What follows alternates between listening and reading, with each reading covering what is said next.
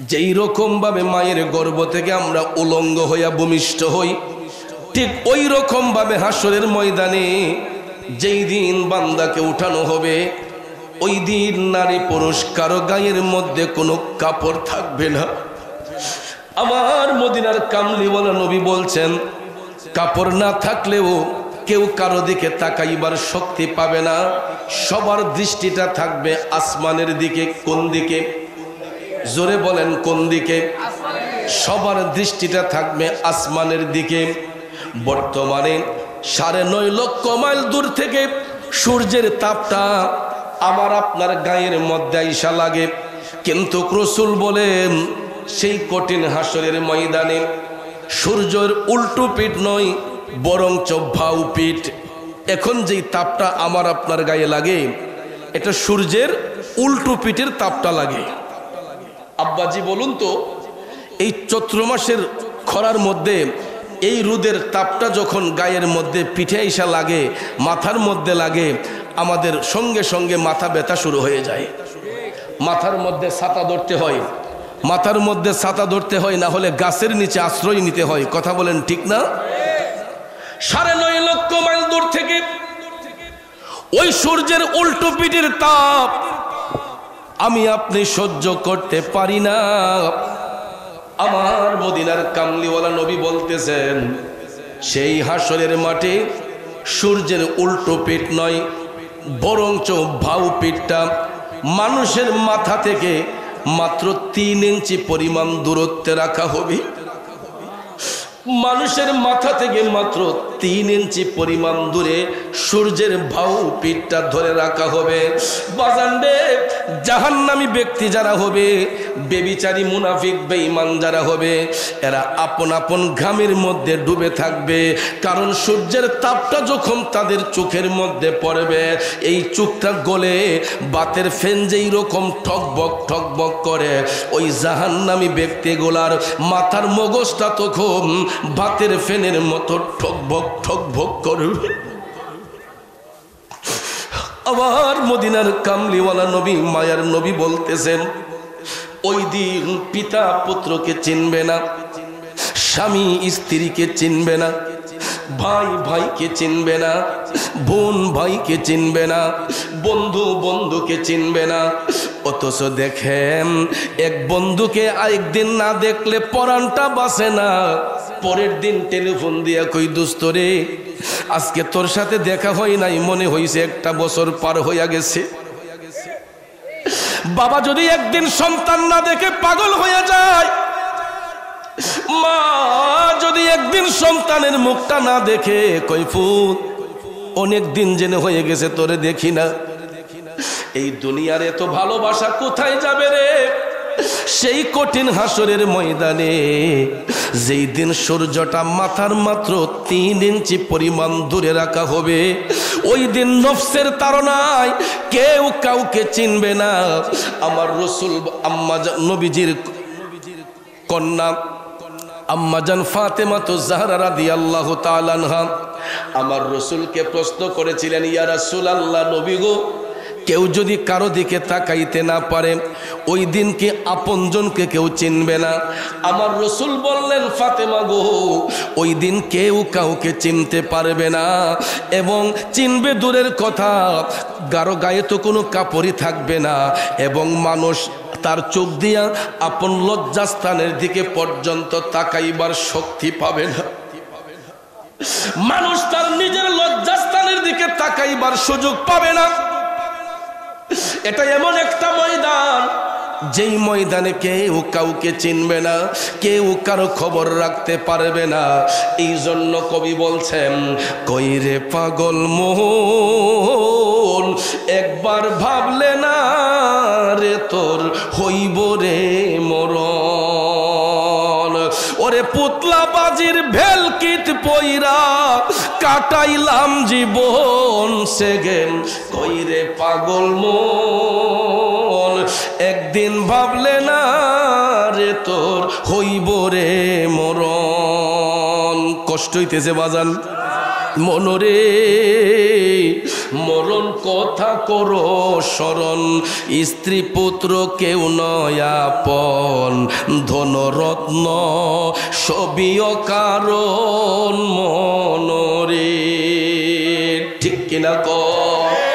এ শ্রীনগরের বন্ধুরা, কার জন্য ব্যাংকে টাকা জমাইব, কার জন্য চোখের মধ্যে 2 কানি 3 কানি 4 কানি জায়গা কিনবো, খোদাই না করুক এই মুহূর্তে যদি স্টেজে মরণটা হইয়া যায়, খোদাই না করুক এই মুহূর্তে যদি স্টেজে আমার মরণ হইয়া যায়, আপনারা কেউ আমারে পীর সাহেব হুজুর বলবেন না, মুরাদ সাহেব হুজুর বলবেন না, সবাই বলবেন লাশটা তাড়াতাড়ি ঘরে নেওয়ার ব্যবস্থা করো, লাশটা তাড়াতাড়ি বাড়িতে নেওয়ার ব্যবস্থা করো। কারণ আব্বারে, আমরা যতই জ্ঞানী গুণী সম্মানী ব্যক্তি হই না কেন, দুনিয়াতে চেয়ারম্যান সাহেব বলেন, মেম্বার সাহেব বলেন, এমপি সাহেব বলেন, মন্ত্রী সাহেব বলেন, যত সাবি আছে না কেন গো, মারা যাওয়ার সাথে সাথে আমার আপনার নাম হইয়া যায় লাশ। কথা কোন ঠিক কিনা? আমি চেয়ারম্যান সাহেব, মেম্বার সাহেব, এমপি সাহেব, মুফতি সাহেব, মুহাদ্দিস সাহেব, পীর সাহেব, কিন্তু মারা যাওয়ার সাথে সাথে আমার নাম হইয়া যাবে লাশ। তখন সবাই বলবে লাশটা তাড়াতাড়ি দাফন করার ব্যবস্থা করা হোক। ঠিক কিনা কম? আমি চৌধুরী যদি এখন মারা যাই, আপনারা হয়তো আমার জন্য 2 ফোঁটা চোখের পানি ছেড়েবেন, কিন্তু আমার লাশটা হবিগঞ্জে পাঠাইবার সিদ্ধান্ত নিবেন, আমার বাড়িতে টেলিফোন দিবেন, আপনাদের চৌধুরী সাহেবের লাশটা রিসিভ করে নিয়ে যান।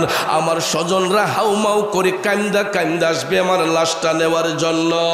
কিন্তু আমি যে এত টাকা দিয়া বাড়ি বানাইলাম, আমি যে এত জায়গা জমি করলাম, আমার সন্তানগুলা কিন্তু আমার বাড়িতে আমি যেই বক্স পালঙ্গের মধ্যে ঘুমাই, এই পালঙ্কে কিন্তু আমাকে বাড়িতে নিয়ে আর রাখবে না, বলবে লাশটা বারান্দায় রাখো,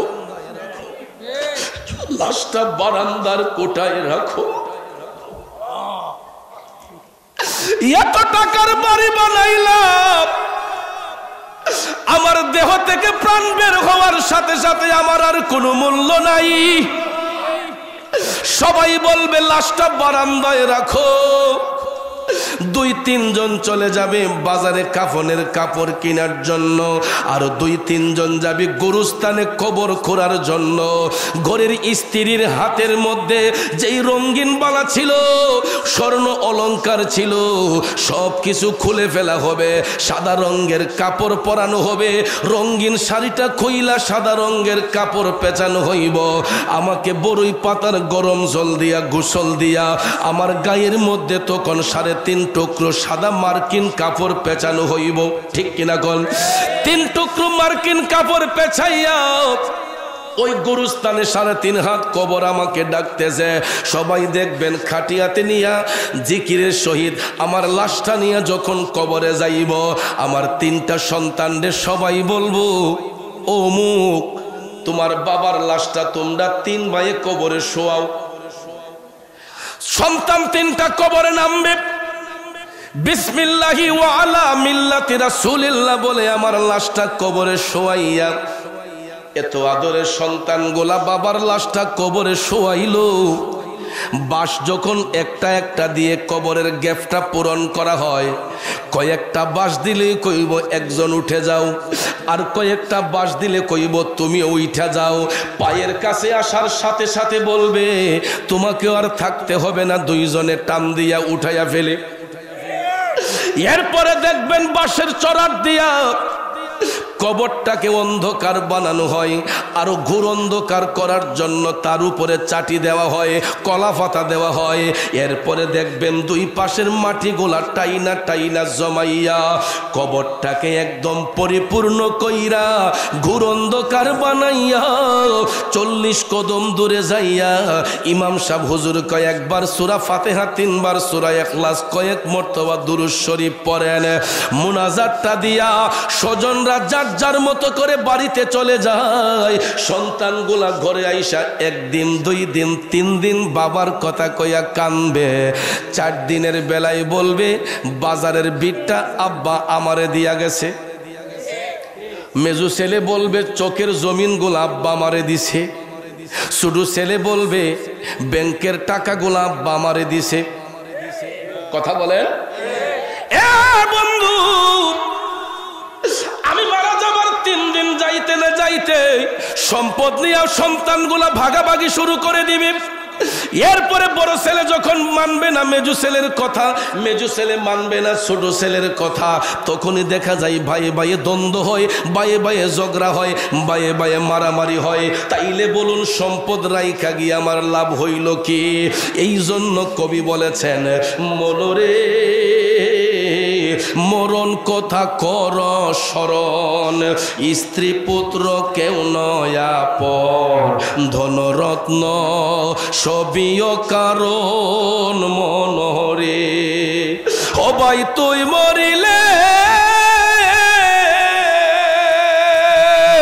তুই মরিলে সঙ্গের সাথী হইবে না একজন, সেগেন কইরে পাগল মন, একবার ভাবলে না রে তোর হইব রে মরণ। ঠিক কিনা বলেন আমার বন্ধুরা, বাবাজিরা গো, ইন্তিকালের পরে কেউ কারো আপন হয় না, কেউ কারো কবরের সঙ্গী হবে না, বন্ধু বন্ধুর কবরে যাবে না, ভাই ভাইয়ের কবরে যাবে না, বাবার কবরে সন্তান যাবে না, সন্তানের কবরে বাবা যাবে না।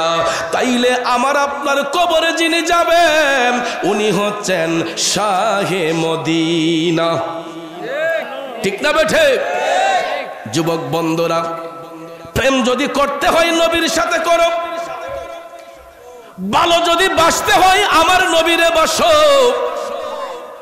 বন্ধু যদি বানাইতে চাও আমার নবীরে বন্ধু বানাইয়া ফেলো।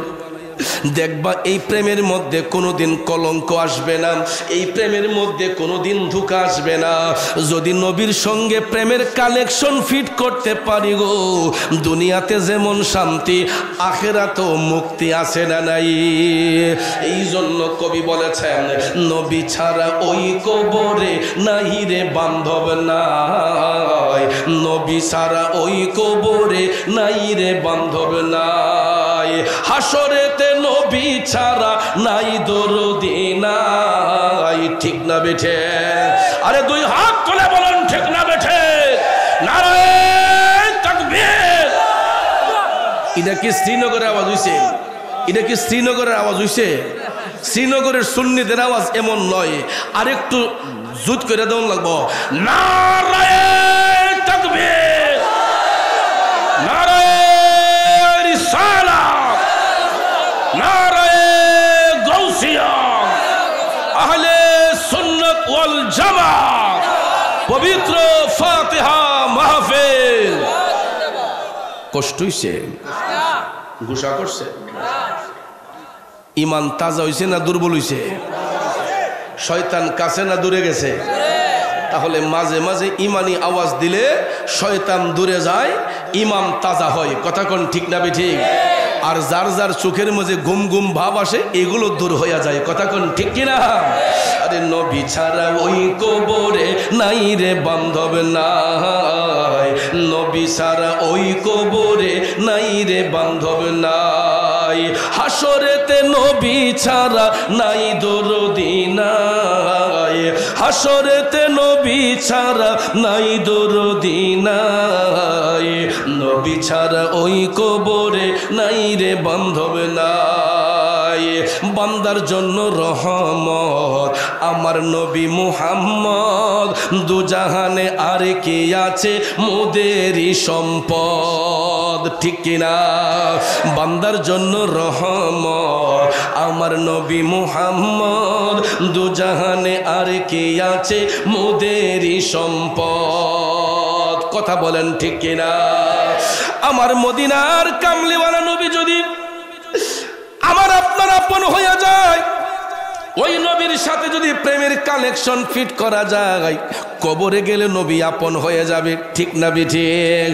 আমার বন্ধুরা, বাবাজিরা, ওই মদিনার কামলিওয়ালা নবী কামলিওয়ালা বলেছেন যে হাসরের মাঠে কেউ কারো দিকে তাকাইতে পারবে না, সূর্যটা মাথার মাত্র 3 ইঞ্চি পরিমাণ দূরত্ব থাকবে।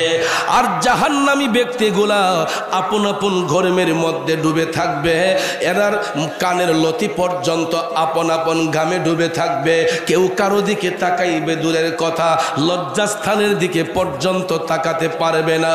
এমন সময় বন্ধুরা, আম্মাজান আয়েশা সিদ্দিকা রাদিয়াল্লাহু তাআলা আনহা আমার নবীকে বলেছিলেন, নবী গো, ওই মুহূর্তে কি কেউ কারো কথা স্মরণ রাখতে পারবে? তখন আমার রাসূল বলছেন, আয়েশা শুনো, 3টা জায়গার মধ্যে কেউ কারো কথা স্মরণ রাখতে পারবে না। কয়টা জায়গায়? রাসূল বলছেন, আয়েশা, 3টা জায়গার মধ্যে কেউ কারো কথা স্মরণ রাখতে পারবে না। আম্মা জান আয়েশা সিদ্দিকা রাদিয়াল্লাহু তাআলা আনহা বললেন, নবী গো, এই 3টা জায়গা কোন কোন জায়গা? আপনাদের জানার আগ্রহ আসেনি? কোন কোন জায়গায় কেউ কারো কথা মনে রাখবে না? আগ্রহ আছে তো? বাবাজিরা আমার, আমার মদিনার কামলিওয়ালা নবী,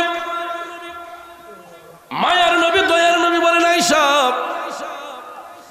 যেই দিন কিয়ামতের ময়দানে মানুষের নেকি বদি ওজন করা হইব, মিজানের পাল্লায় যখন মানুষের আমল নামা উঠানো হইব, ওই ব্যক্তি তখন কাউকে চিনবে না, নিজের আমল নিয়ে ব্যস্ত হবে। নেকের পাল্লা বাড়ি হবে না গুনার পাল্লা বাড়ি হবে, ওই চিন্তাযুক্ত হইয়া ওই মুহূর্তে কেউ কারো কথা মনে রাখতে পারবে না। সবাই শুধু ইয়া নফসি ইয়া নফসি বলে কান্না করবে। মিজানের পাল্লায় যখন নেকি বদি ওজন করা হবে, নেকের পাল্লা ভারী হবে না গুনার পাল্লা ভারী হবে, এই চিন্তাযুক্ত হয়ে কেউ কারো কথা মনে রাখতে পারবে? ভাইয়ের আমার, তারপরে রাসূল বললেন, আয়েশা, 2 নম্বর জায়গা হলো যখন বান্দারা ফুলসিরাতের পুল পার হতে যাইব। কিসের পুল? চুল হইতে চিকন করছ, হীরা হইতে দার। আরে ফুলসিরাতটা কেমনে হব পার, মওলা আমি গুনাহগার, বেহিসাবে দিন গেল আমার। ও বাজানো, আমার নবী কামলিওয়ালা বলছেন, আয়েশা, ফুলসিরাতের পুল পার হওয়ার সময় ওই কঠিন মুহূর্তে কেউ কারো কথা স্মরণে রাখতে পারবে না, কারণ ফুলসিরাতের পুল এটা এমন একটা পুল, এই পুল কিন্তু আমাদের ভৈরবের ব্রিজের সমান না। নাকি পদ্মা সেতু সমান হইব? যমুনার সমান? বন্ধু, ফুলসিরাতের পুলের দৈর্ঘ্য আছে, প্রস্থ আছে। পৃথিবীর লম্বা লম্বা সেতুগুলার যেমন দৈর্ঘ্য আছে, প্রস্থ আছে বাজান, এই ফুলসিরাতের পুলেরও কিন্তু লম্বা আছে, দৈর্ঘ্য আছে, প্রস্থ আছে। আমাদের ভৈরব ব্রিজের যেমন দৈর্ঘ্য আছে, প্রস্থ আছে। এটা দিয়ে দেখবেন কতগুলা গাড়ি যাইতে পারে, আসতে পারে। ঠিক না ঠিক? রেল লাইন দিয়েও দেখা যায় একটা দিয়ে যাইতে পারে, আরেকটা দিয়ে আসতে পারে, পারে না? বড় বড় সেতুগুলা দৈর্ঘ্য যেমন প্রস্থ তেমন। বাজান রে, আপনাদের কি খারাপ লাগতেছে? আমি শারীরিকভাবে খুব অসুস্থ, হয়তো ফেসবুকে দেখেছেন। আজকে 6 দিন যাবত মাহফিল একদম করতে পারি না, এরপরও মাহফিলে যাই। সর্দি কাশি এমন ভাবে, গতকালকে আমার নাক দিয়ে রক্ত চলে আসছে। সর্দির কারণে রক্ত চলে আসে, আমি নিজেই ভয় পেয়ে গেছি, টিস্যুগুলা রক্তে লাল। তারপরে তাৎক্ষণিকভাবে একজন ডাক্তার আনা হয়েছে, উনি বলতেছে, কয় হুজুর একটু ইনফেকশন হয়েছে, কয় ওষুধ খেলে ঠিক হয়ে যাবে। এখন কে পরিমাণ সর্দি, কফ বুকের মধ্যে, খুব কষ্ট হয় কথা বলতে। তারপর আপনাদেরকে দেখে ভালো লাগতেছে, আলহামদুলিল্লাহ বলেন। আমার বন্ধুবর তাহিরি সাহেব আসার আগ পর্যন্ত আমার সাথে আছেন তো সবাই?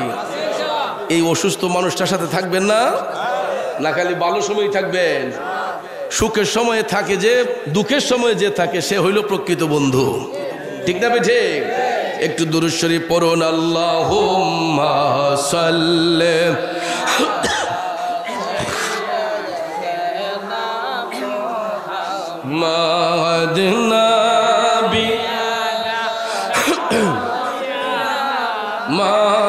মাওলানা মুহাম্মদ নাবিয়ানা মাওলানা মুহাম্মদ দিন থাকিতে কর মনিরে পর কালের ভাবনা, খালি হাতে যাবে চলে সঙ্গে কিছুই যাবে না। আল্লাহুম্মা সাল্লি মাশাআল্লাহ মুহাম্মদ নবী শাফি মাওলানা। আমার বাবাজিরা, বন্ধুরা, গভীর মনোযোগ, রাত অনেক।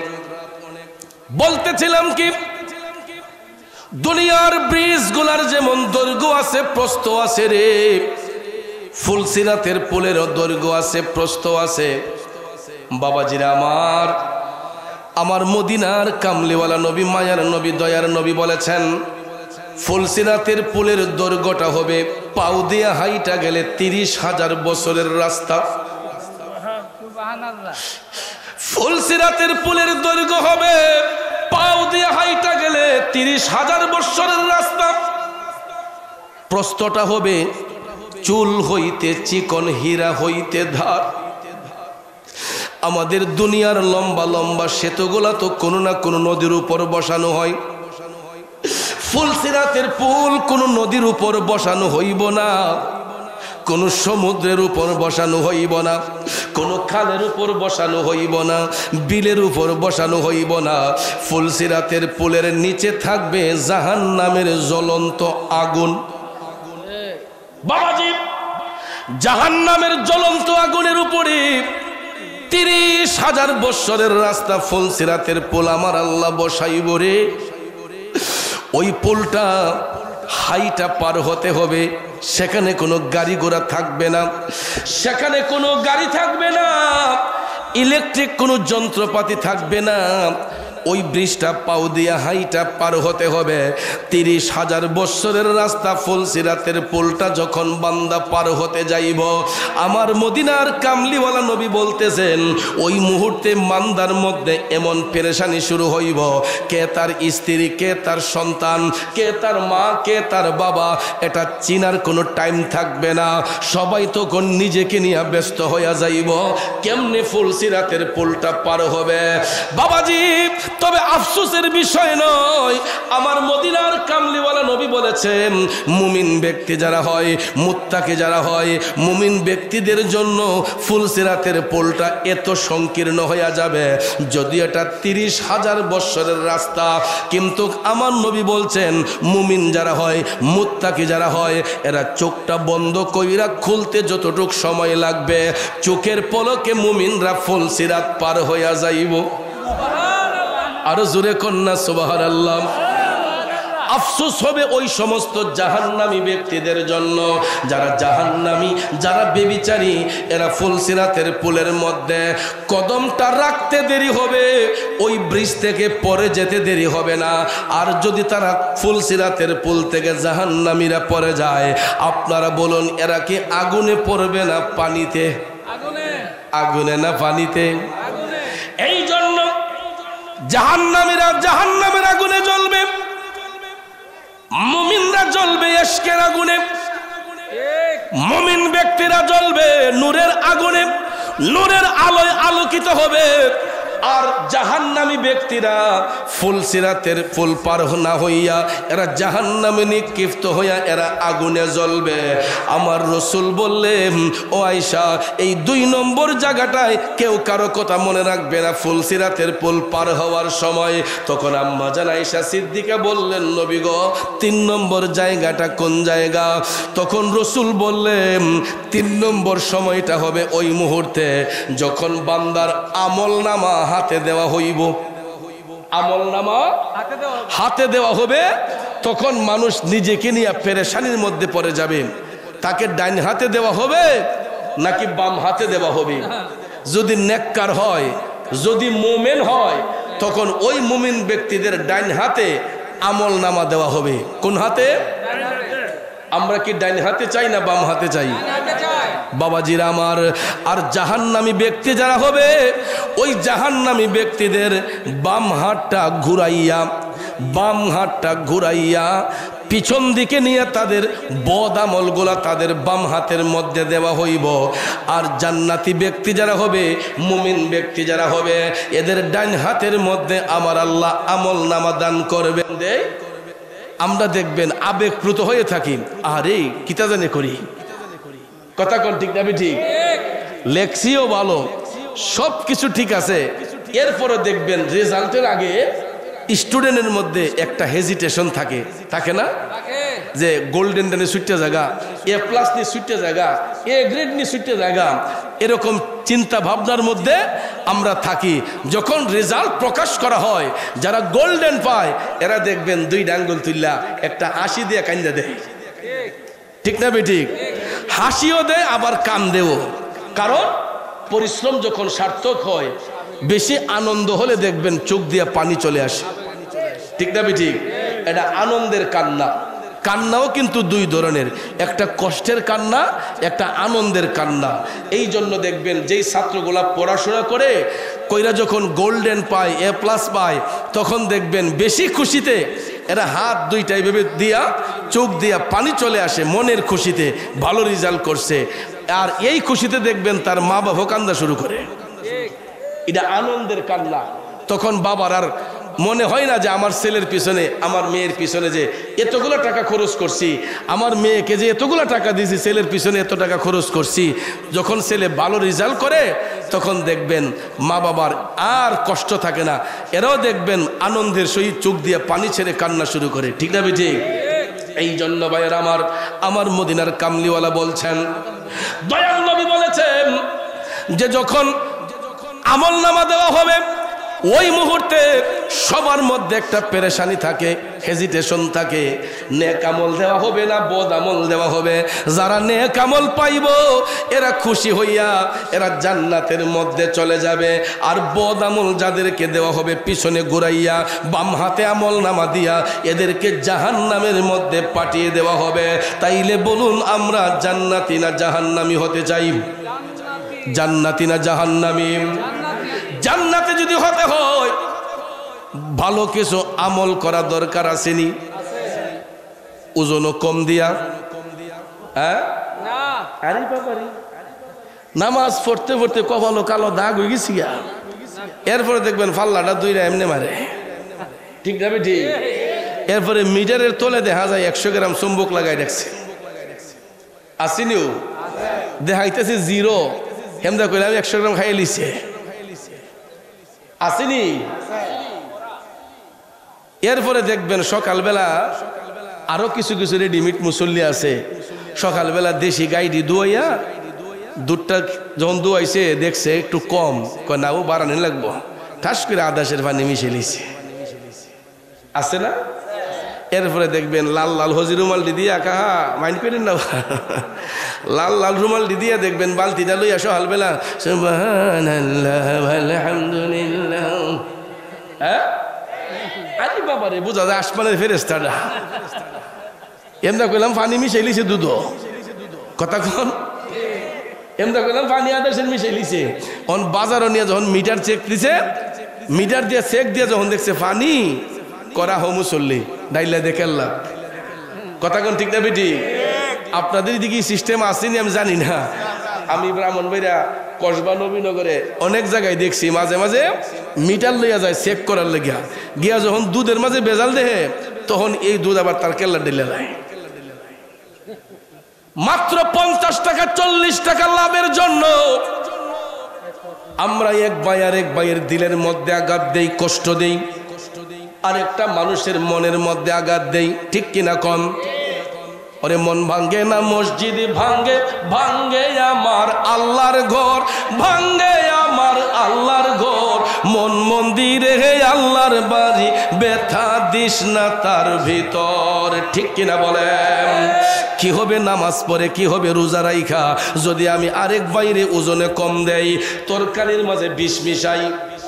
ওই দিন ফেসবুকে দেখলাম, হাসান আমি ইচ্ছা কইতারি না, এক বেটার কবি হেতের মাঝে গরু ছাড়ছে, কবি হেতের মাঝে যে বিষ মারছিনি, গরু খাইয়া 4 গরু মরে গেছে। এই বিষগুলো আমরা ফেটো যায়, কথা কোন ঠিক যাবে? ঠিক। বাজার থেকে তরকারি আনলে কোনো মজা পাওয়া যখনে রানলে গৃহস্থে আরো মহিলারা পদাবদি করে, হ্যাঁ কি তার দিতা, কিন্তু মহিলারা ছিল এত লাভ নাই, আসল কাম তো আমরা না করে দিই। আবার কইবেন হুজুর বিষ না মারলে তো ফসল ভালো হয় না, ফুকা দূর হয় না। আপনি তো আরো জীবন নষ্ট করতেছেন। একটা ফসলের মধ্যে কত প্রাণীর রিজিক যে আল্লাহ রাখছে, শুধু কি মানুষের রিজিক মিয়া?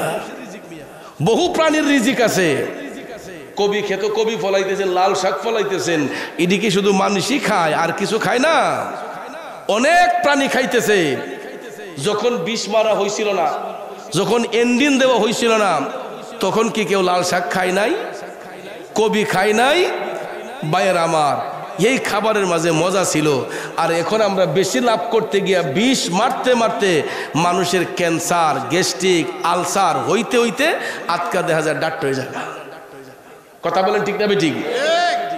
আরে মন ভাঙ্গে না মসজিদ ভাঙ্গে, ভাঙ্গে আমার আল্লাহর ঘর, ভাঙ্গে আমার আল্লাহর ঘর, মন মন্দিরে হে আল্লাহর বাড়ি, ব্যথা দিস না তার ভিতর। বাজানো নামাজ পড়তে পড়তে কপালে কালো দাগ হয়ে গেছে, আরেকটা ভাইয়ের মনের মধ্যে আঘাত দিলে ওই মানুষ যতক্ষণ আপনারে ক্ষমা না দিব, নামাজ পড়াও কোনো লাভ হইবে না, ঠিক না বেঠে? এই জন্য আব্বাজির আমার পায়ে হাত ধরে বলবো, ইত্তাকুল্লাহ, আল্লাহকে ভয় করুন, আল্লাহকে ভয় করুন। এখনো সময় আছে, হক রাস্তায় চলুন। কারণ আল্লাহ রাব্বুল আলামিন বলেছেন, ইন্নাস সালাতা তানহা আনিল ফাহশাই ওয়াল মুনকার। নামাজ এমন একটা ইবাদত, আল্লাহর বান্দাদেরকে অশ্লীলতা থেকে, বেহায়াপনা থেকে, খারাপ কাজ থেকে মুক্ত করে আনে। কিন্তু বর্তমানে রেডিমেড মুসল্লিরা নামাজ পড়া আরো অশ্লীল কাজের মধ্যে যুক্ত হয়। কথা কও, নামাজও পড়তাছে, সুদের ব্যবসা আছে না নাই? ঘুষের ব্যবসা আছে না নাই? আরেক বেটার ক্ষেতে লাইল কাইটটা নিজের ক্ষেতে ঢুকাই লিতেছে, আরেক বেটারে জোর কইরা দেখা যায় টিপসই লইয়া তার জমিন নিজের নামে লই পড়তেছে। আসেনি এরকম কষ্ট দেবেন না? ইডি করলে কি আরাম না আযাব? আরাম না হারাম? বাবাজিরা আমার, আমার মদিনার কামলিওয়ালা নবী, মায়ার নবী, দয়ার নবী, জাহান্নাম দেখতে যখন গিয়েছিলেন, জাহান্নামের মধ্যে যাই আমার মদিনার কামলিওয়ালা নবী দেখতেছেন কিছু কিছু মানুষ, এরা নিজের শরীরের গোশতগুলা নিজে চাবায়া চাবায়া খাইতেছে। আমার নবী দেখা টপ টপ করে চোখের পানি ছেড়ে কান্না করতেছেন। জিবরাইল আলাইহিস সালাম ডাক দিয়ে বলে, নবী গো, ওগো মায়ার নবীজি, এই হতভাগ্য লোকগুলা আপনার উম্মতের মধ্যেই একদল লোক। নবী গো, ওই হতভাগ্য কমবক লোকগুলা দুনিয়ার মধ্যে এরা মানুষকে ঠকাইছে, এরা পরের সম্পদ আত্মসাৎ করছে, এরা এতিমদেরকে ঠকাইছে, এতিমের সম্পদ এরা নিজেরা ভক্ষণ করছে। আসেনি বাবা? এতিমরে ঠকাইয়া ইয়া রাসূলুল্লাহ এতিমের সম্পদ নিজে খাইছে। আমি অন্য কিছু না দেখলো এতিমদেরকে ঠকাই না ফিলার আমি দেখছি। এরা লেবাসদারি, মুখোশদারি, এদের মাথার মাঝে টুপি রুমাল সব কিছু আছে, কিন্তু হাতের মাঝে এগুলা রিসিট আছে। দেখবেন বাস স্ট্যান্ডে যান, নৌবন্দরে যান, বিমানবন্দরের পাশে যান, গেলে দেখবেন কিছু কিছু এতিমখানার নাম দিয়া, ভাই আমরা মাদ্রাসা কিছু দিয়া যান, এতিমখানায় কিছু দিয়া যান, কতলা রিসিট লইয়া দেখবেন আপনার কাছ থেকে 2টি আনিল, এটাও লাভ আসেনি মিয়া।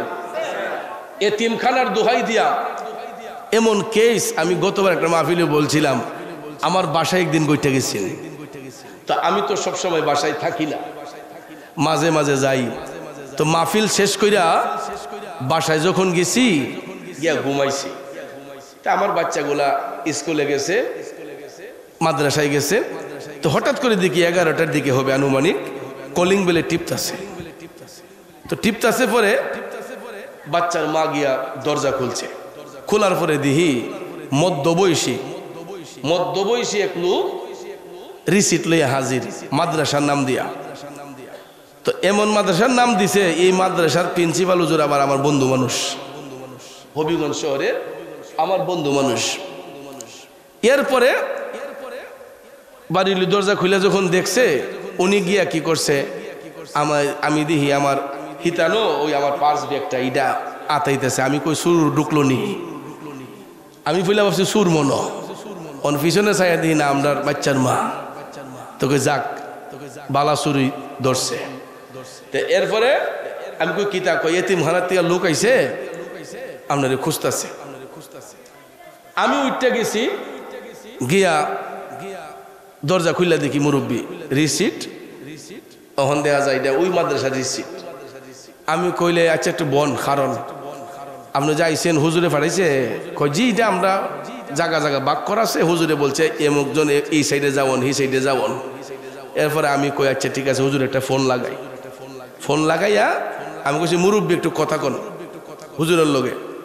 আমি ফোন দিয়া কইছি যে ভাই আপনারা কি কোনো কালেকশনের লেগা লোক পাঠাইছেন শহরে? না ভাই, আমরা মাদ্রাসাতে তো এরকম কোনো আদেশ নাই। এই কথা কইছি পরে দেখেন এক মুরব্বী এসে দেনছেন, হালিকা কইছিলাম যে হুজুরের কথা কন, এবারটা 2 তলার থেকে ফাললে ফিরে জায়গা এমন এক দৌড় দিছে। ওখান দেখা যায় আমি সিঁড়িটা লামতে এবারে আমার গেইটে সীমানা পারিয়ে কই যে গেছে আর ভাই না। তার মানে বোঝা গেল এন দান্দালি আছে না নাই? এমনি যদি কইতো আমি চলতে পারি না, আমার কিছু সাহায্য দেন, দিয়ে দিবে একজন। কিন্তু এতিমের দোহাই দিয়া, এতিমখানার নাম দিয়া, এতিমদেরকে ঠকাইয়া এইরকম চিটারি বাটপারি করে যারা চলে, ইডির মধ্যে আরাম না হারাম? আরাম না হারাম? আমার রাসূল জাহান্নামের মধ্যে দেখেছেন ওই সমস্ত ব্যক্তিগুলা নিজের গোশত নিজে চাবায়া খায়। এদের শাস্তির কারণ হলো এরা এতিমের সম্পদ গ্রাস করেছে, মানুষকে কষ্ট দিয়েছে, পরের সম্পদ আত্মসাৎ করেছে। এই জন্য আমার আল্লাহ নারাজ হইয়া জাহান্নামের মধ্যে তাদেরকে এইরকম শাস্তি প্রদান করেছে। বন্ধুরা আমার, বাবাজিরা, শুধু তাই নয়, আমার রাসূল আর একটু সামনে যাইয়া দেখতেছেন আরো কিছু কিছু লোক দেখা যায় জাহান্নামের মধ্যে, এদের পাওগুলা উপর দিকে, মাথাগুলা নিচ দিকে, নাউজুবিল্লাহ কোন, এবং তাদের মাথার মধ্যে অগ্নির তাপ দেওয়া হচ্ছে, আগুনের তাপ দেওয়া হচ্ছে। রাসূল টপ টপ করে চোখের পানি ছেড়ে কান্না করছেন। জিবরাইল আলাইহিস সালাম কয়, ইয়া রাসূলুল্লাহ, নবী গো, এরাও আপনার উম্মতের মধ্যেই একদল লোক, এরা দুনিয়ার মধ্যে এরা মানুষকে হত্যা করত, এরা মারামারি করত, ঝগড়া করত। এই ফিলারটি আসেনি আমরা দেশ? হ্যাঁ বাবারে বাবারে, হালি যদি শুনে অমুকের গোষ্ঠীর লগে লাগছে, লগে লগে দেখা যায় টেডা মেডা লইয়া আর কি নাচা কাম করে। ও আগে তুই তো দেখতাম না, ওখানে ফেসবুকও ছাড়েনি, ছাড়লে পরে দেখা যায় যে কিছু কিছু মানুষ এরা ঝগড়া হইলে মনে এটার একটা আনন্দ, এরা একটা ঈদ লাগে এরকম মনে হয়। কি নাচা সোলাটি লইয়া গে মারে। আচ্ছা, চিন্তা করতেছে না যে আমি যে এটা মারতেছি এটা তো আমার আরেকটা ভাইয়ের উপর মারতেছি, ঠিক না? ঠিক। দুই পক্ষ যদিও দ্বন্দ্ব হয়, কিন্তু ওই মানুষগুলা তো এই বাংলাদেশের ভিতরেই একটা উপজেলার ভিতরেই, একটা গ্রামের ভিতরেই দুইটা পক্ষ যদি হয়, আমরা তো কোনো না কোনোভাবে একজন আরেকজনের ফেস টু ফেস হই, একজন আরেকজনের সামনাসামনি হই, তাহলে আমরা এত বেইনসাফি কিভাবে করি, এত মুনাফিকি কিভাবে করি, একটা ভাই আর একটা ভাইকে কিভাবে সলা উড়াইয়া মারি, এক ভাই আরেক ভাইকে কিভাবে আঘাত করি, একটু কি অন্তরে মায়া সৃষ্টি হয় না? ভাইয়ের আমার, পায়ে হাত ধরে বলবো, এইরকম বর্বরতা যদি কারো মধ্যে থাকে, কোনো এলাকায় থাকে, আমি চৌধুরী আপনাদের পায়ে দইরা মাফ চাই, আমি চৌধুরী আপনাদের পায়ে দইরা মাফ চাই। এই সমস্ত জঘন্য কাজ থেকে বাঁচতে হবে বাজান। জাহান্নামের মধ্যে আমার নবী ওই লোকগুলারে দেখছে যারা দুনিয়ার মধ্যে খুন খারাপি করত, রক্তপাত ঘটাইতো, মারামারি করত, কাটাকাটি করত। আমার নবী দেখেছেন ওই লোকগুলার পাওগুলা উপর দিকে, মাথাটা নিচের দিকে, এবং তাদের মাথার মধ্যে অগ্নির তাপ দেওয়া হচ্ছে। বাতের ফ্যান যেরকম ঠকবক ঠকবক কইরা উতলায়, ওই সমস্ত জাহান্নামী ব্যক্তিগুলার মাথার মগজটা বাতের ফ্যানের মতো ঠকবক ঠকবক কইরা উতলায়।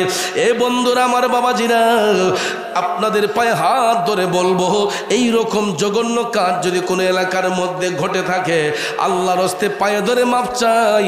এই কাজ থেকে দূরে আসতে হবে, সব সময় আল্লাহকে ভয় করতে হবে। আসুন আর একটু সামনে যাই। দয়াল নবী আমার আর একটু সামনে গিয়া দেখতেছেন আরো কিছু কিছু লোক দেখা যায়, এদের পেট গুলা অনেক উঁচা উঁচা, পেটের চামড়া গুলা খুব পাতলা, সাপ বিচ্ছুগুলা তাদের পেটের ভিতরে কিলকিল করতেছে। নাউজুবিল্লাহ কি বাদ দিয়ে কইবেন না? টাইম হইছে না? হনো আরো জোরে কোন নাউজুবিল্লাহ। রসুল দেখতেছেন পেটগুলা উঁচা উঁচা, পেটের চামড়াগুলা খুবই পাতলা, সাপ বিচ্ছুগুলা তাদের পেটে কিল কিল করতেছে। আমার নবী দেখে চোখের পানি ছেড়ে কান্না শুরু করলেন। জিব্রাইল আলাইহিস সালাম বলতেছেন, নবী গো, কেন আপনি কান্না করতেছেন? জানেননি এরা কারা? ইয়া রাসূলুল্লাহ, এরা আপনার উম্মতের মধ্যে একদল লোক, দুনিয়ার জমিনে এরা ইন্টারেস্ট খাওয়ান না ফিলার। অনহিডা কইলে অনেকে মাইন্ড করে, আমরা ইন্টারেস্ট খাই, সুদ কয় না, ইংলিশে কয় আমরা ইন্টারেস্ট খাই। আসেনি এমন খাওয়ান না? আমার ইসলাম করজায় হাসানাকে বৈধ করেছে, সুদ ঘুষকে হারাম করেছে, কিন্তু আব্বা একটা ফাইল একটা টেবিল থেকে আর একটা টেবিলে যাইতে গেলে যতক্ষণ কালো টাকা না দেওয়া হয় ততক্ষণ পর্যন্ত ফাইলটা লড়ে না। হ্যাঁ, তা আমি ভাবছি আমি মনে হয় সরল মানুষ, হুজুর মানুষ, তা আমার এদিক কেমন হয় মায়াটা লাগবো। তা আমার গাড়ির কাগজে একটু সমস্যা, আমার যে আগের গাড়িটা এটার সেলস রিসিট আমার বাসার থেকে আড়াই গেছে, ফোলা পানি না ফালাই দিছে না কি করছে, সেলস রিসিট আড়াই গেছে। এখন আমি গাড়ি বেচছি কিশোরগঞ্জে ফাকুন্দে এক ভদ্রলোকের কাছে, তে বেচছি পরে উনি মাস্টার সাহেব মানুষ, অত্যন্ত ভালো মানুষ, তা আমার সময় দিতে দিতে বৎসর পার করে লিছে। তা আমি আর মালিকানা দিতেছি না, গাড়ি বেচছি হইলার গেছে, মালিকানা আর দিতে পারতেছি না, কারণ সেলস রিসিট ছাড়া তো এটা মালিকানা হস্তান্তর হয় না, ঠিক না? ভদ্রলোক মানুষ, অত্যন্ত ভালো মানুষ। তা আমারে কয়, ভিসা হুজুর আর কত বইবেন আমারে, গাড়িটা এখন দেন না আমার নামে কইরা। এরপরে গিয়া যখন দেখলাম যে এটা বিশেষ প্রয়োজন, তো এইটা গাড়িটা কিনছিলাম একটা কোম্পানি থেকে, ঢাকা এক কোম্পানি থেকে, তো কোম্পানি খুঁজা গিয়ে বাইর করছি, ঢাকা খুঁজা বাইর করছি। বাইর করার পরে বড় বাইরে একদিন গেছি, পরে কয়েকটা পরে আইসেন দেখা যাক।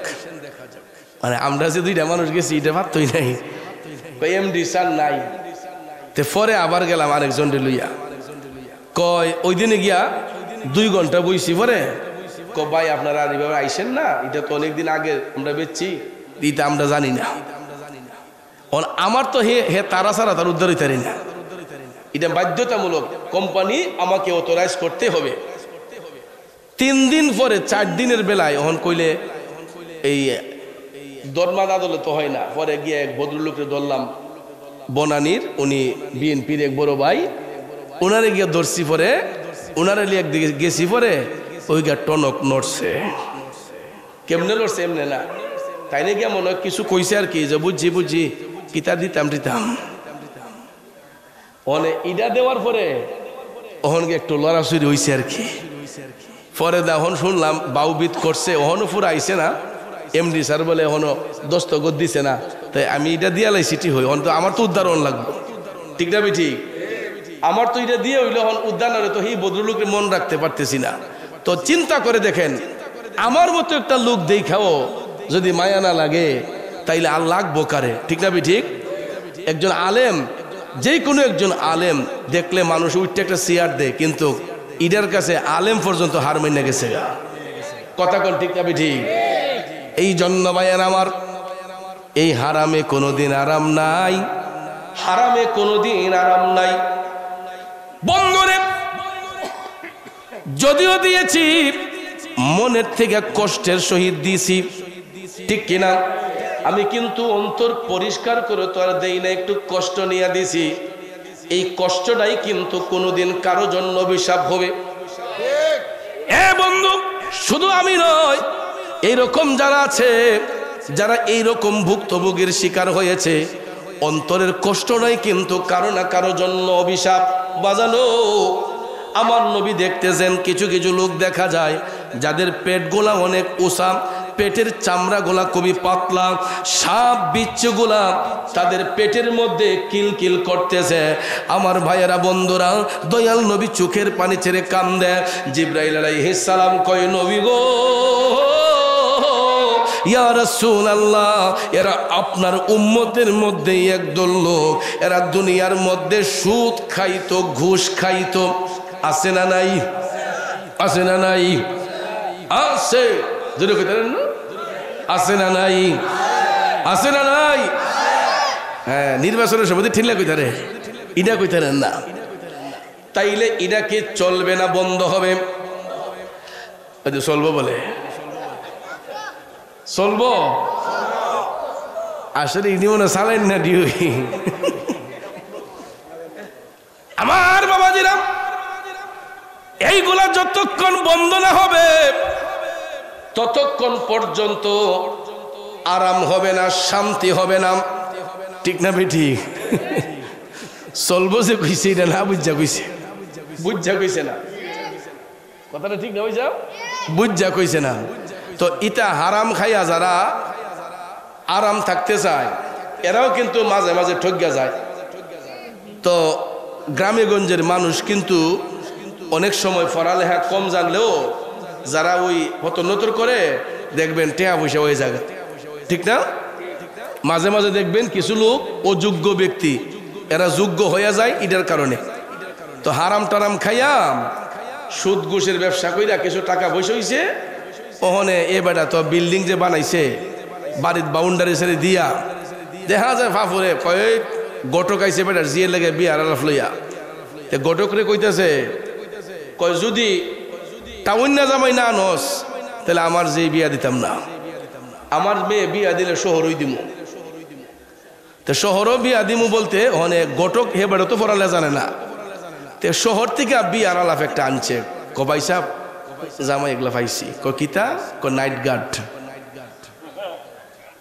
ক চাকরি আর নি, ক অনেক বড় চাকরি। জামাই কিতা করে, ক নাইট গার্ড। তখন এবার তো টেহা নইছে, তার কি যোগ্যতা আছে, পড়ালেখা আছে, ও নাইট গার্ড হইনা তে গটকরে বাপ ডেকে লাইছে, কত আব্বা না লক্ষ্মী, ইডা জামাই আচ্ছারা করিস না, নাইট গার্ড। কয় হ, কত তাড়াতাড়ি বিয়া এটা কমপ্লিট কর। এরপরে বাজান গটকে আলাপ সালাপ কইরা ওখানে বিয়া যখন দিছে, মেয়ে গেছে জামার বাড়ির টাউনে। তো টাউনও গেছে যে ওখানে এবার তো যে স্থান পাইছে এখানে রাখবো, সিঁড়ির তলে কোনো একটা পাইছে, ইডার মাঝে তো নাইট গার্ডের জায়গা আছে, ওই কথা কোন ঠিক না? ওখান মেয়েরে নিয়ে আহিয়ানো রাখছে পরে এখন এই ভদ্রলোক গ্রামের মানুষ, সে ভাবছে কয় মেয়েটারে দীক্ষায় গিয়া, মেয়েটারে গিয়া দেখে আসে, অনেকদিন হয়ে গেছে আইতাছে না। তো বেড়ায় গ্রাম থেকে মিষ্টি মাছটা লইয়া সুন্দর কইরা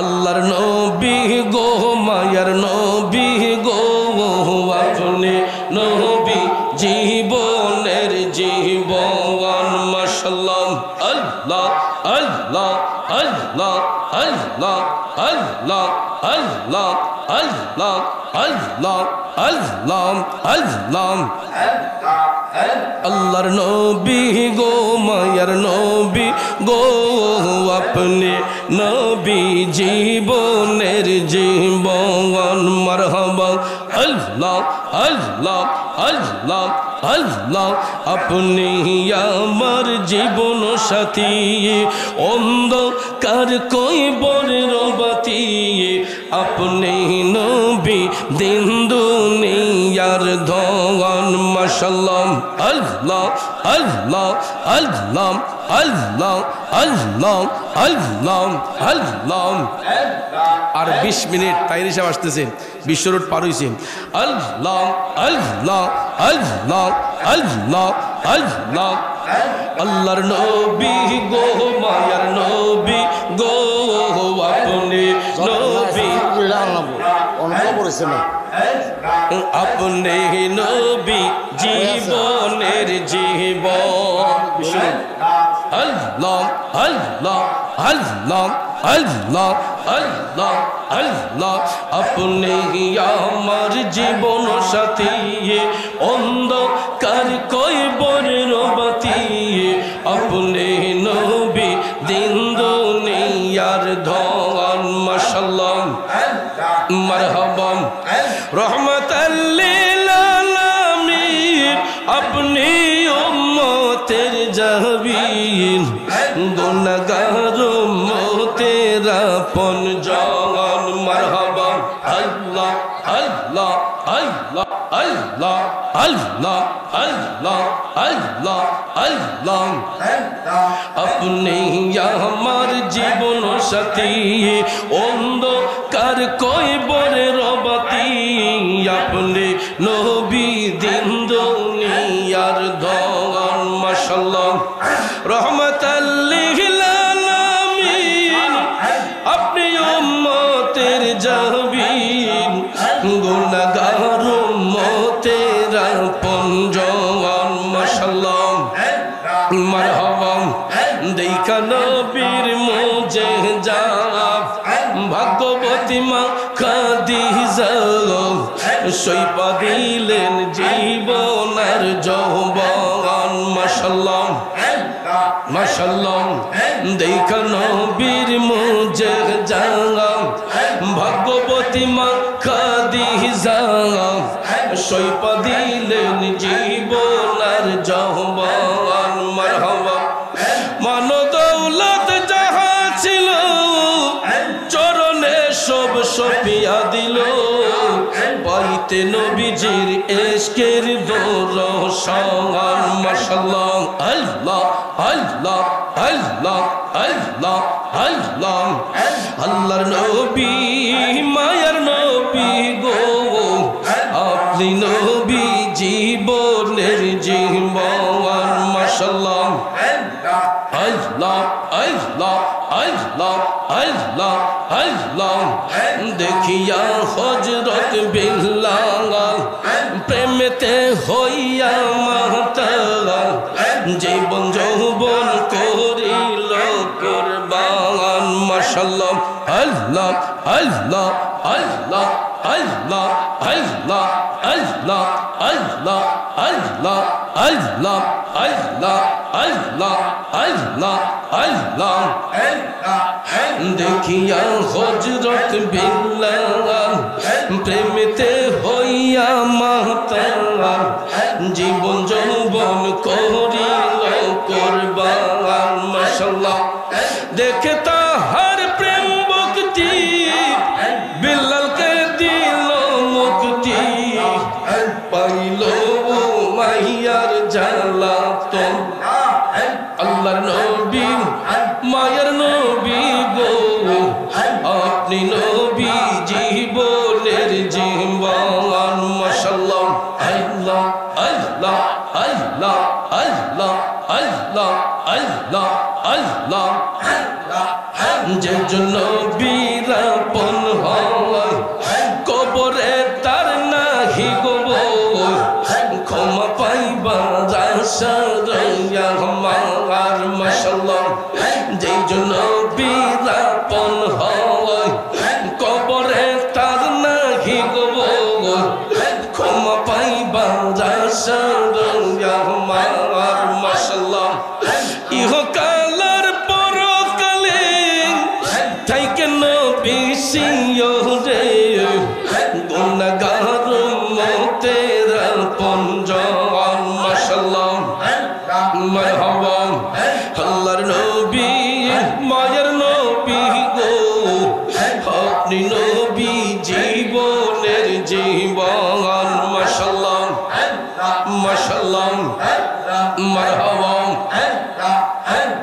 কই যে পাগল মোর একবার বাবলে না রে তোর হইব রে মহরণ মাশাআল্লাহ পুতলা বাজের ভেলকেট পয়রা কাটাইলাম জীবন সেদিন কই রে পাগল মোর একবার বাবলে না রে তোর হইব রে মহরণ মাশাআল্লাহ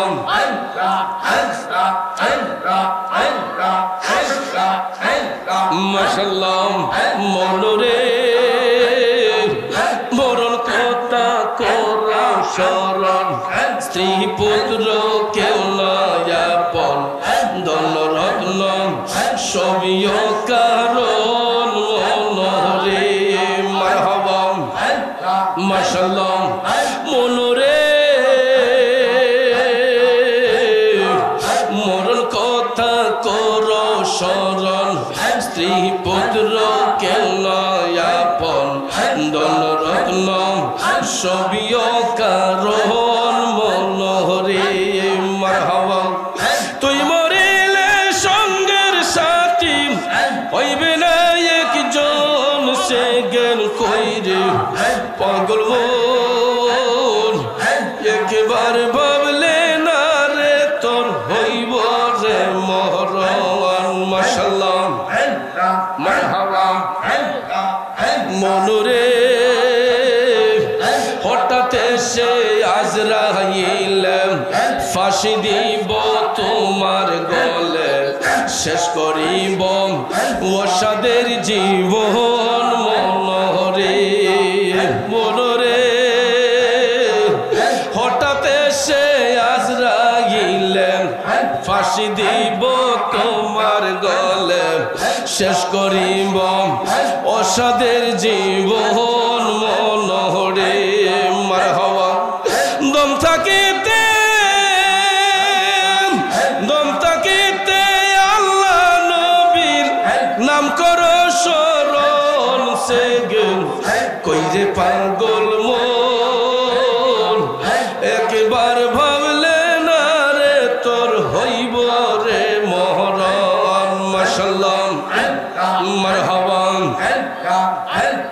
আল্লাহ আল্লাহ আল্লাহ আল্লাহ আল্লাহ মুর্শিদ বাহির হইয়া চাহুরে দর যাইবি কারিরে খারা দয়াল বাহির হইয়া চাহুরে দর যাইবি কারিরে খারা পিস দুয়ারে পালায় না সামনে আছি দাঁড়ারে দর যাইবে কারিরে খারা দয়াল বাহির হইয়া চাহুরে দর যাইবে কারিরে খারা মাশাআল্লাহ মারহাবা মাশাআল্লাহ চাই না রে তোর রাজ্য সম্পদ চাই না সংসার গড়া চাই না রে তোর রাজ্য সম্পদ চাই না সংসার গড়া পেটের ফকির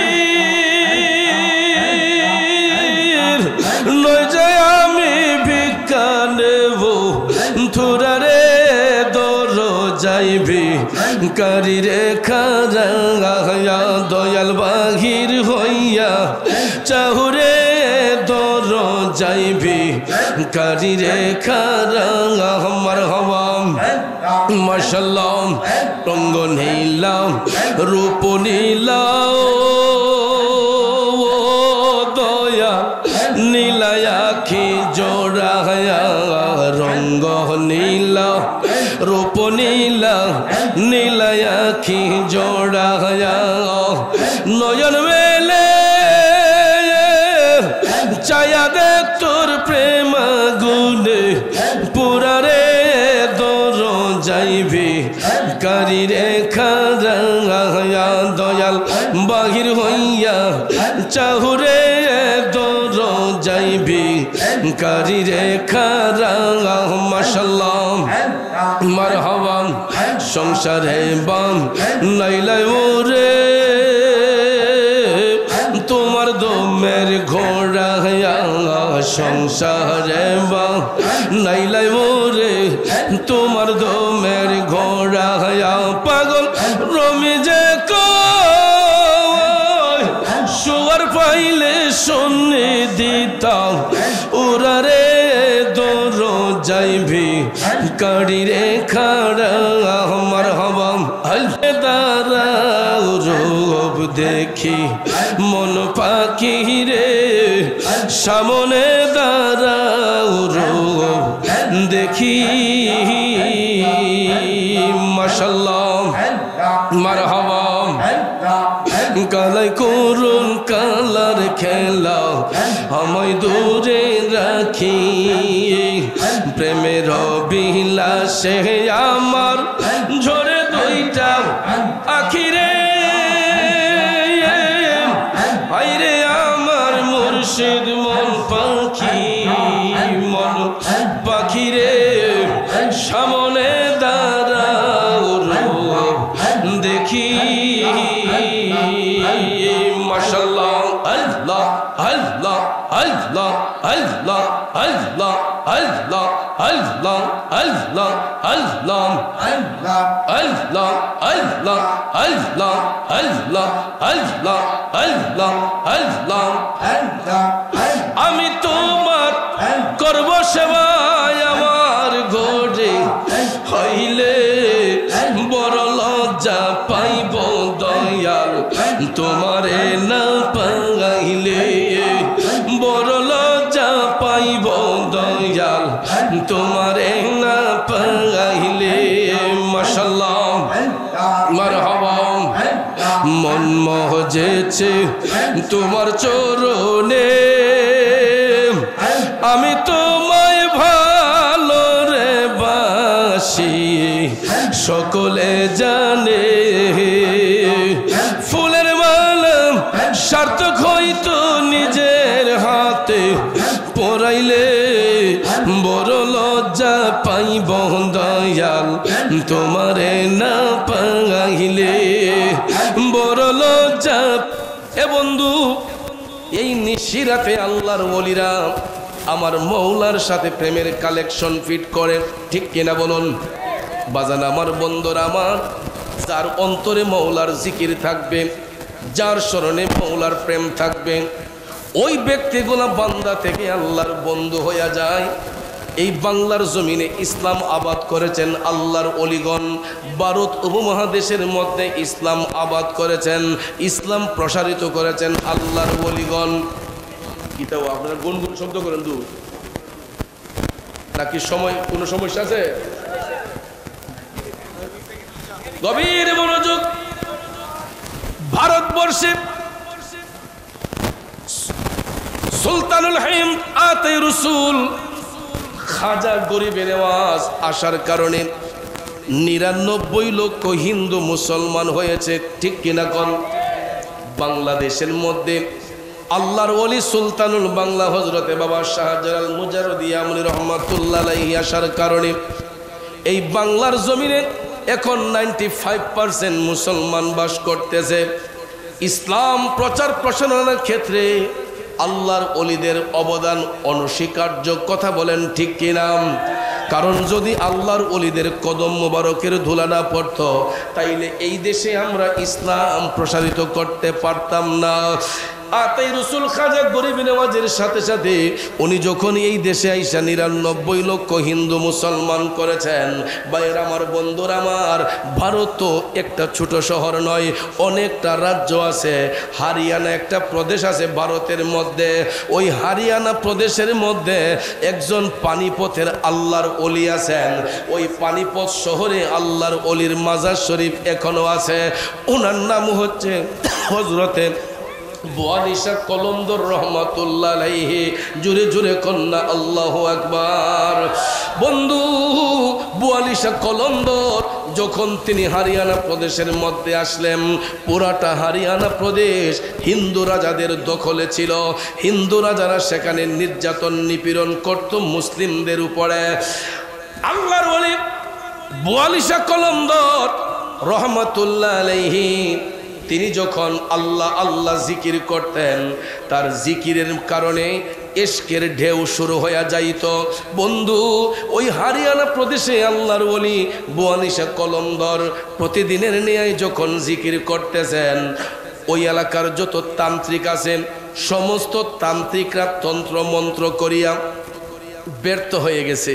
চাইছিল জাদুবিদ্যা দিয়া বুয়ালি শাহ কলন্দরের এবাদতকে নষ্ট করার জন্য, ওনার রেওয়াজতকে নষ্ট করার জন্য। কিন্তু যার উপর আল্লাহ রাজি থাকেন, পৃথিবীর কোনো পরাশক্তি তাকে ধ্বংস করতে পারে? কথা বলেন, পারে?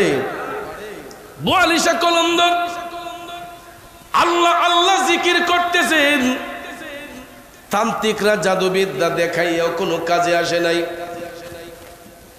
হঠাৎ একদিন ওই এলাকার যত রাজা ছিল সবাই একত্রিত হইয়া বুয়ালি শাহ কলন্দরের কাছে গিয়া বলল, বুয়ালি, তুমি যে আল্লাহর ইবাদত করতেছো, তোমার আল্লাহরে তো দেখা যায় না।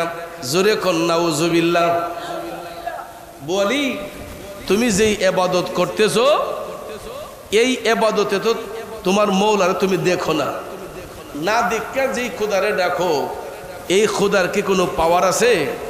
জোরে কন না নাউজুবিল্লাহ। এই খোদার পাওয়ার আছে নিও?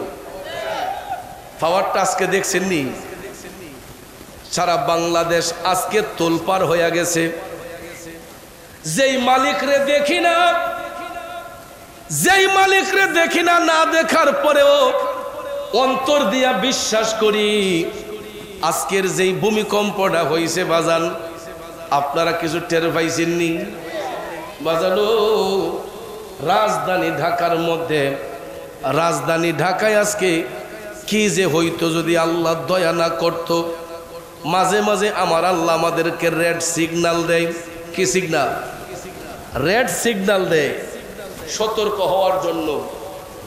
আর এই ভূমিকম্প, সিডর, ঘূর্ণিঝড়, এইগুলা কখন আসে জানেন?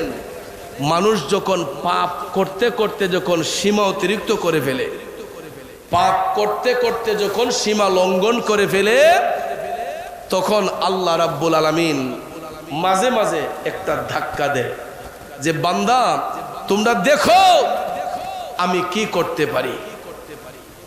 এই জন্য এটার উৎপত্তি নাকি হয়েছে নরসিংদী থেকে।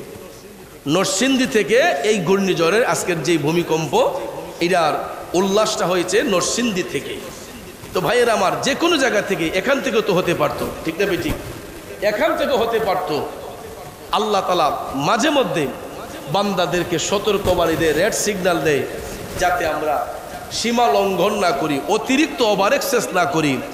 আর আমি মনে করি যেই রকম ভাবে এই দেশে জুলুম নির্যাতন, আল্লাহর ওলিদের মাজার শরীফে হামলা ভাঙচুর চলছে, আমার আল্লাহ এটা ছাড়া কোনো উপায় খুঁজে হয়তো আমার আল্লাহর কাছে ছিল না যে আমার বান্দাগুলারে আমি এই ধাক্কা দিয়ে একটু বুঝাইয়ে দেই যে আমি আল্লাহ কি করতে পারি। ঠিক না ঠিক? যে আমি আল্লাহ কি করতে পারি। তোমরা যে আমার বন্ধুদেরকে এত কষ্ট দিচ্ছ, মানুষকে এত কষ্ট দিচ্ছ, এই জন্য হয়তোবা আল্লাহ এই আযাব দিয়ে আমাদেরকে শিক্ষা দিয়েছেন, সতর্ক দিয়েছেন। এরপরও যদি আমরা সতর্ক না হই, আমাদের মতো হতভাগ্য পোড়া কপাল আর কে আছে? কথা কোন ঠিক না ঠিক? এই জন্য কবি বলছেন, তুমি রাখো কি বা মারো এই দয়া করো থাকিতে যেন তোমায় না ভুলি তুমি রাখো কি বা মারো এই দয়া করো থাকিতে যেন তোমায় না ভুলি বাজান হরিয়ানা প্রদেশের আল্লাহর ওলি পানিপতের আল্লাহর ওলি বোয়ালি শাহ কলন্দর তিনি আল্লাহ আল্লাহ জিকির করাতে ওই এলাকার রাজারা কয় বোয়ালি তুমি যেই খোদার ইবাদত করো তোমার খোদার তো দেখা যায় না বোয়ালি শাহ কলন্দর বলতেছে না দেখলেও আমার খোদার পাওয়ার সহ্য করার মতো না না দেখলেও আমার খোদার পাওয়ার অনেক অনেক বেশি হিন্দু রাজারা ডাক দিয়ে বলতেছে বোয়ালি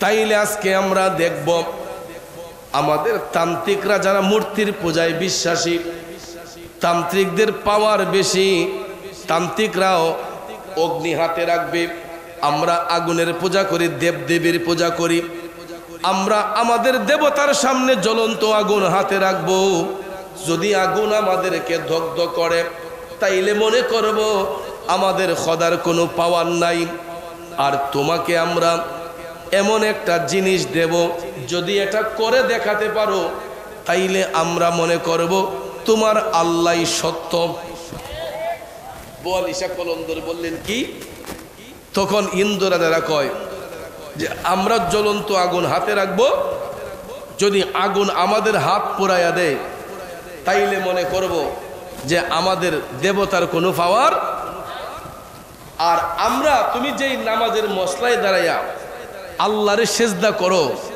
তোমার আল্লাহ যদি সত্যি তোমাকে গ্রহণ করে থাকে তাহলে এই নামাজের মশলা আমরা পানিতে ছেড়ে দেব পানির উপর ভাসার পরে তুমি যদি পানির উপর দিয়া হাইটা গিয়া তোমার আল্লাহরে পানির উপরে দাঁড়াইয়া সিজদা করে দেখাতে পারো তাইলে বুঝবো যে তোমার খোদাই সত্য বোয়ালি শাহ কলন্দর টপ টপ করে চোখের পানি ছাইরা কান্না শুরু করলেন মৌলাজি তোমার রহিম নামটি থাকিতে আমি পাপী ডুহিবা যাইতাম নি করিম রহিম নামটি তোমার আল্লাহ কাদের গুণী আমি পাপী ডুহিবা যাইতাম নি বোয়ালি শাহ টপ টপ করে কান্দে আল্লাহ গো আমি বোয়ালি তুমি মৌলারে না দেখো আমি বিশ্বাস করি তুমি আমার গড তুমি আমার রব আল্লাহ আমি কেমনে গ্যারান্টি দেই গো মালিক যদি তুমি আমারে গোলাম বলে স্বীকার না করো অনেকক্ষণ চিন্তা ভাবনা করে বোয়ালি শাহ কলন্দর কয় যাক আমি যদি ডুবে যাই কলঙ্ক মালিকের নামে হবে আমি যদি ডুবে যাই কলঙ্ক মালিকের নামে হবে এই চিন্তা করে বোয়ালি শাহ কলন্দর কয় ঠিক আছে তোমরা নামাজের মুসল্লা পানিতে বাসাইয়া দিও আমার আল্লাহ যদি হক হয় আমার মৌলা যদি আমার প্রতি রাজি হয় অবশ্যই আমি পানির উপর দিয়ে হাঁটতে পারবো এ বন্ধু এবার বোয়ালি শাহ কলন্দর টপ টপ করে চোখের পানি ছেড়ে কান্দে ওই এলাকার যত তান্ত্রিক সমস্ত তান্ত্রিকরা এরা একত্রিত হইয়া এরা জাদুবিদ্যা করতেছে নাউজুবিল্লাহ কোন কুফুরি কালাম দিয়ে কি খাস কালামকে ধ্বংস করা যাবে তো কুফুরি কালাম দিয়া ওই তান্ত্রিকরা চেষ্টা করতেছে বোয়ালি শাহ কলন্দরকে ডুবাইয়া দেওয়ার জন্য বোয়ালি শাহ কলন্দরের নামাজের মুসল্লা এরা ছুঁড়ে মারলো পানির মধ্যে ছুঁড়ে মারার পরে কয় যাও বোয়ালি এবার পানির উপর দিয়ে হাইটা তুমি তোমার আল্লাহরে গিয়া সেজদা করে দেখাও বোয়ালি শাহ কলন্দর তিনবার তিনি আল্লাহু আকবার আল্লাহু আকবার আল্লাহু আকবার আল্লাহু আকবারের ধ্বনি দিয়া বোয়ালি শাহ কলন্দর হাঁটতে শুরু করলেন পানির রাস্তা দিয়া। সত্যি সত্যি দেখা যায় পানির উপর দিয়া বোয়ালিশা কলমধর হাইটা হাইটা গিয়া নামাজের মুসল্লার মধ্যে দাঁড়াইয়া গেছে। আমার আল্লাহ বোয়ালিশা কলমধরের বডিটারে হয়তো তোলার মতো পাতলা বানাইয়া দিছে। বোয়ালিশা কলমধর পানির উপর দিয়া হাইটা হাইটা গিয়া নামাজের মুসল্লায় দাঁড়াইয়া আল্লাহু আকবার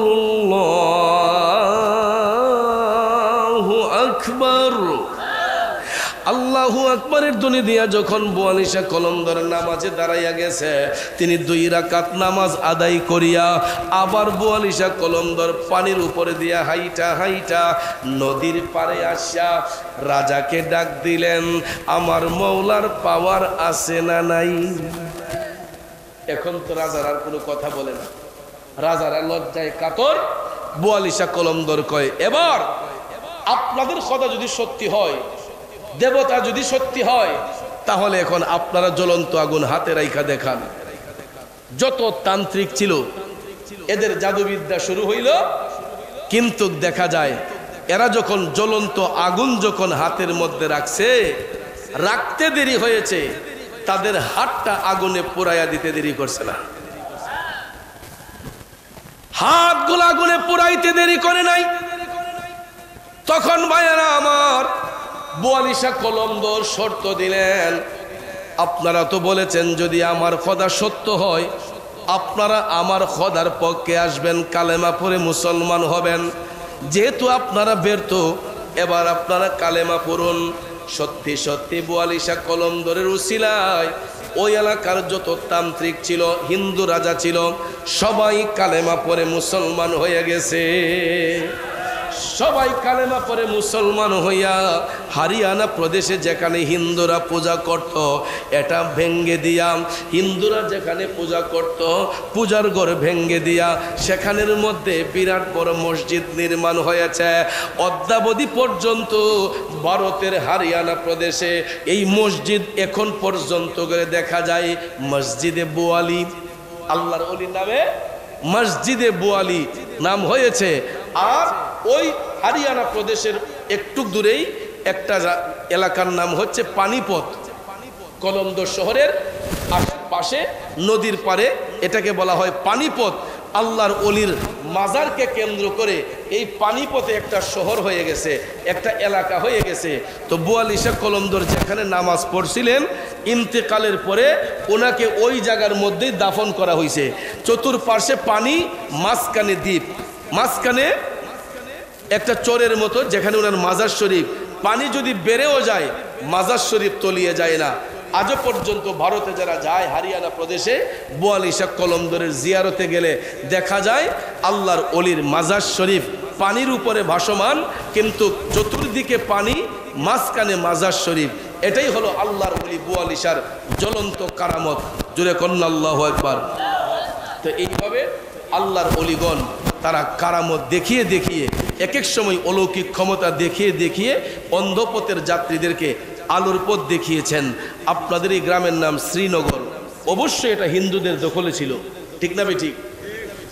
নাম যেহেতু শ্রীনগর, অবশ্যই এখানে কোনো জমিদার বাস করত, কোনো জমিদার এখানে বাস করত, তার নামে নামকরণ দিয়েছে শ্রীনগর। ভাইয়ের আমার, ওই শ্রীরা পরাজিত হয়েছে আল্লাহর ওলিদের কাছে। কথা কোন ঠিক না ঠিক? ইতিহাস পরে দেখবেন আপনার এই গ্রামের সাথেও ইতিহাস জড়িত আছে। যদি এই গ্রামের নাম শ্রীনগর হয়, এটা অবশ্যই হিন্দুদের দখলে ছিল, কিন্তু আল্লাহর ওলিদের পদধূলার কারণে ওই হিন্দুরা যারা পরাজিত হয়ে এইগুলো এখন মুসলমানদের দখলে আসছে। কথা কোন?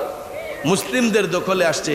তো আমরা যদি আল্লাহর ওলিদেরকে তাজিম না করি, ভালো না বাসি, আমরা যদি আল্লাহর ওলিদেরকে ইজ্জত না দেই, তাদেরকে যদি আমরা ফলো না করি, আমরা কি শান্তি পাবো?